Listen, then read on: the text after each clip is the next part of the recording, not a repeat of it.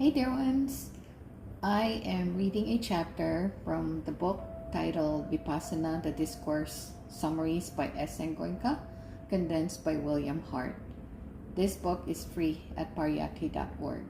So this is only for old students who already took the 10-day course. As you all know, practicing this technique is a lifelong path. And with our busy life, we don't always have the time to sit and read. So I'm recording this and sharing it. In the future, I can play this in the background while multitasking. I hope this helps you as well.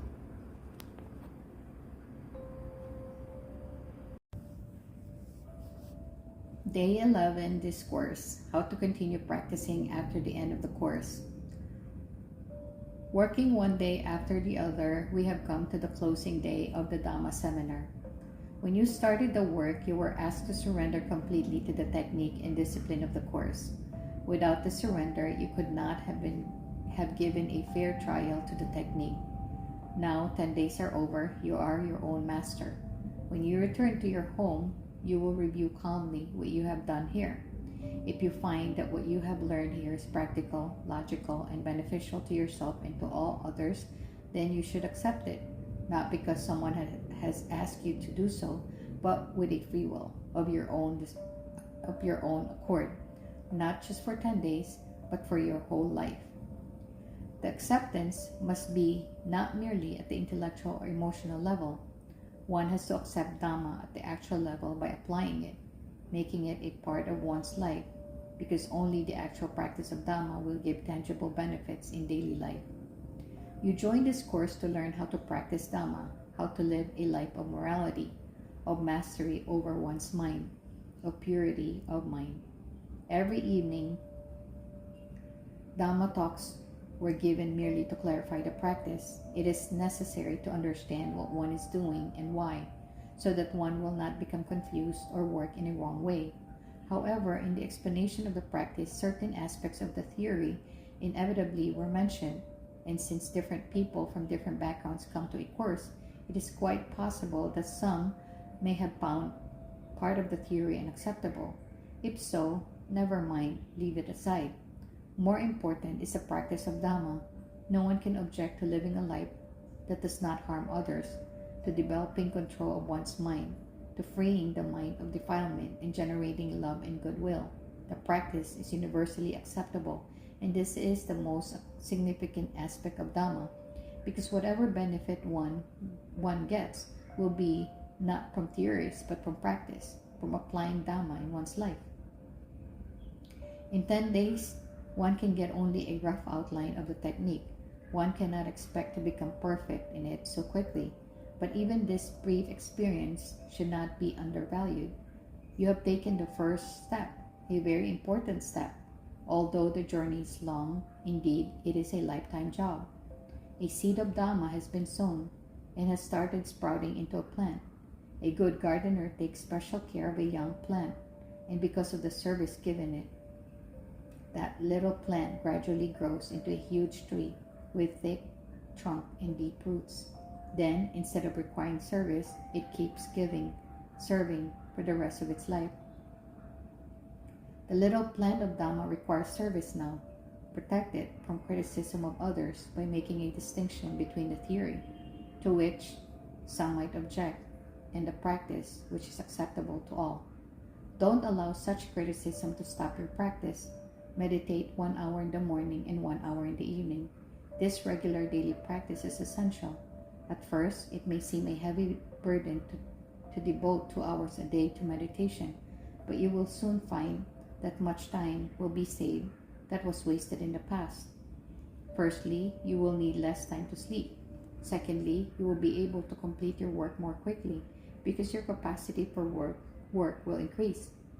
When a problem arises, you will remain balanced and will be able to immediately find the correct solution. As you become established in the technique, you will find that having meditated in the morning, you are full of energy throughout the day without any agitation. When you go to bed at night for 5 minutes, be aware of sensations anywhere in the body before you fall asleep. Next morning, as soon as you wake up, again observe sensations within for 5 minutes. These few minutes of meditation immediately before falling asleep and after waking up will prove very helpful. If you live in an area where there are other Vipassana meditators, once a week meditate together for an hour, and once a year a 10-day retreat is a must. Daily practice will enable you to maintain what you have achieved here, but a retreat is essential in order to go deeper. There is still a long way to go. If you can come to an organized course like this, very good. If not, you can still have a retreat by yourself. Do a self-course for 10 days. Wherever you can, be secluded from others, and where someone can prepare your meals for you. You know the technique, the timetable, the discipline. You have to impose all that on yourself now. If you wish to inform your teacher in advance that you are starting a self-course, I shall remember you and send my metta, vibrations of goodwill. This will help to establish a healthy atmosphere in which you can work better.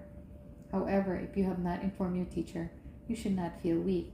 Dhamma itself will protect you. Gradually, you must reach a stage of self-dependence. The teacher is only a guide. You have to be your own master. Depending on anyone all the time is no liberation. Daily meditation of 2 hours and yearly retreats of 10 days are only the minimum necessary to maintain the practice. If you have more time, you should use it for meditation. You may do short courses of a week or a few days, even one day. In such short courses, devote the first 1/3 of your time to the practice of Anapana and the rest to Vipassana. In your daily meditation, use most of the time for the practice of Vipassana. Only if your mind is agitated or dull, if for any reason it is difficult to observe sensations and maintain equanimity, then practice Anapana for as long as necessary. When practicing Vipassana, be careful not to play the game of sensations, becoming elated with pleasant ones and depressed with unpleasant ones. Observe every sensation objectively. Keep moving your attention systematically throughout the body, not allowing it to remain on one part for long periods. A maximum of 10 minutes is enough in any part, or up to 5 minutes in rare cases, but never more than that. Keep the attention moving to maintain awareness of sensation in every part of the body. If the practice starts to become mechanical, change the way in which you move your attention. In every situation, remain aware and equanimous, and you will experience the wonderful benefits of Vipassana. In active life as well, you must apply the technique, not only when you sit with eyes closed. When you are working, all attention should be on work. Consider it as your meditation at this time. But if there is a spare time, even for 5 or 10 minutes, spend it in awareness of sensations. When you start work again, you will feel refreshed. Be careful, however, that when you meditate in public in the presence of non-meditators, you keep your eyes open. Never make a show of the practice of Dhamma. If you practice Vipassana properly, a change must come for better in your life. You should check your progress on the path by checking your conduct in daily situations, in your behavior in dealings with other people. Instead of harming others, have you started helping them? When unwanted situations occur, do you remain balanced? If negativity starts in the mind, how quickly are you aware of it? How quickly are you aware of the sensations that arise along with the negativity? How quickly do you start observing the sensations? How quickly do you regain a mental balance and start generating love and compassion? In this way, examine yourself and keep progressing on the path. Whatever you have attained here, not only preserve it, but make it grow. Keep applying Dhamma in your life. Enjoy all the benefits of this technique and live a happy, peaceful, harmonious life, good for you and for all others. One word of warning: you are welcome to tell others what you have learned here. There is never any secrecy in Dhamma, but at this stage, do not try to teach the technique. Before doing that, one must be ripened in the practice and must be trained to teach. Otherwise, there is the danger of harming others instead of helping them. If someone you have told about Vipassana wishes to practice it, encourage that person to join an organized course like this, led by a proper guide. For now, keep working to establish yourself in Dhamma, keep growing in Dhamma, and you will find that by the example of your life, you automatically attract others to the path.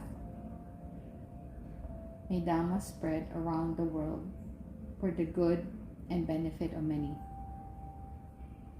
May all beings be happy, be peaceful, be liberated.